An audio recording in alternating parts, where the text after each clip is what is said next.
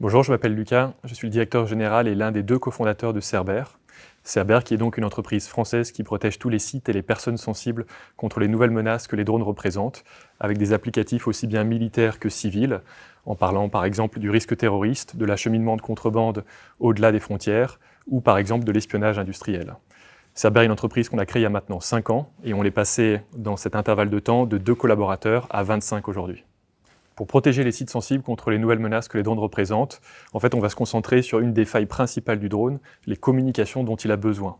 Notre travail consiste à les intercepter et à les neutraliser pour gêner la progression d'un drone lors de son attaque. Donc tout ça repose sur les technologies radio qui vont nous permettre d'intercepter des communications et d'interférer avec elles, de telle sorte qu'on puisse créer une bulle de protection dans laquelle on sait tout du drone. Le pilote, sa localisation, la nature du drone, et on est capable de le forcer à atterrir. Notre enjeu pour les 2 prochaines années va consister à diversifier nos savoir-faire en passant d'un savoir-faire radio à un savoir multitechnologie pour être capable de proposer des solutions toujours plus robustes à nos clients. Aujourd'hui, je suis très fier de savoir que Cerber est considéré comme une pépite en matière de sécurité et de défense au niveau français.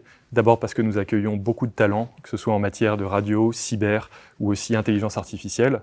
Ensuite, parce que nos technologies sont utilisées par des opérateurs extrêmement exigeants, comme par exemple le RAID à l'occasion de la protection du G7 en 2019.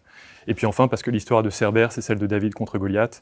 Aujourd'hui, nous gagnons des parts de marché contre de très grands acteurs tels que Raytheon, Lockheed Martin ou encore Rafael. Et ça, c'est une grande source de fierté. Nos enjeux pour les 2 prochaines années consistent à consolider notre savoir-faire français pour le transformer en leadership européen, en diversifiant notre maîtrise des technologies radio vers des technologies de type radar, optronique et beaucoup d'autres encore. Donc si cette aventure t'intéresse, n'hésite pas à nous rejoindre. Nous cherchons aujourd'hui des gens à la fois fiables et passionnés qui vont pouvoir nous accompagner dans cette aventure extraordinaire.